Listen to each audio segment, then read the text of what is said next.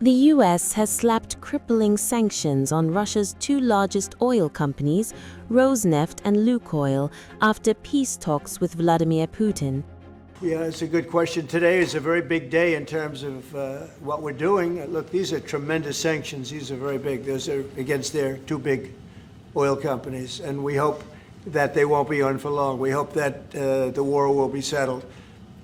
We just answered having to do with the various forms of missiles and everything else that we're looking at, but we don't think that's going to be necessary.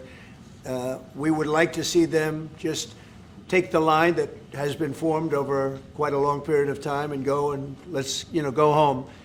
Certainly have an impact. They're massive sanctions. It's sanctions on oil.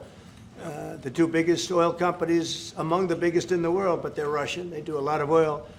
And hopefully it'll push, hopefully he'll become reasonable, and hopefully Zelenskyy will be reasonable too. You know, it takes two to tango, as they say, and we're going to find out. They hate each other. These two people hate each other. You know that better than anybody, and it makes it more difficult than it should be. This should be easier to do. President Donald Trump, fresh off a phone call with Putin last Thursday, had been optimistic about a quick ceasefire in Ukraine, even suggesting a Budapest summit that later got cancelled. No, I don't want to have a wasted meeting. I don't want to have a waste of time, so I'll see what happens. But we did all of these great deals, great peace deals. They're all peace deals, agreements, solid agreements, every one of them. But this one, and I said, go to the line of battle, the battlefield lines, and you pull back and you go home, and everybody takes some time off because you got two countries that are killing each other. Two countries that are losing 5,000 to 7,000 soldiers a week. So we'll see what happens. We haven't made a determination.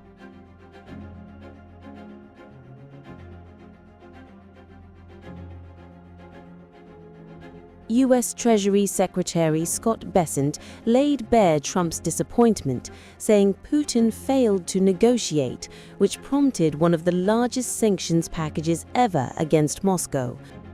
President Putin has not come to the table in an honest and forthright manner, as we'd hoped.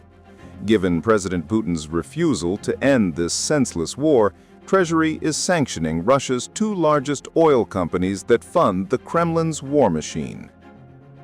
NATO Secretary General Mark Rutte praised the pressure, noting Russia's limited gains and recent US moves like secondary sanctions. Yes, when you look at the Russian side, they started this war. It clearly is not moving in the right direction. And when you look at this year,